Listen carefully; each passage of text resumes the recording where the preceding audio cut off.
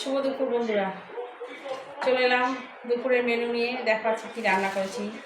এই দেখো, করেছি বিউলির ডাল, একটু গাঢ় গাঢ় হয়ে গেছে। আদা বাটা, মৌরি ফোড়ন আর তেজপাতা, শুকনো লঙ্কা ফোড়ন দিয়ে।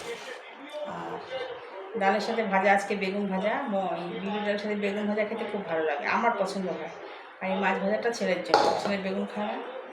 কুমড়ি শাক ভেজেছি বড়ি দিয়ে, সামান্য একটু বেগুন দিয়েছি, বুঝেছি আজকে।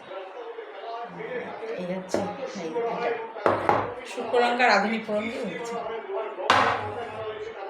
আর এই যে হাতে করেছি রুই মাছ দই দিয়ে, দই রুই, ঠিক আছে। পেঁয়াজ টিয়াজ দিইনি, কিন্তু পেঁয়াজ রসুন বাদ দিয়ে শুধু আদা বাটা, লঙ্কা আর একটু টমেটো দিয়েছি আর দই।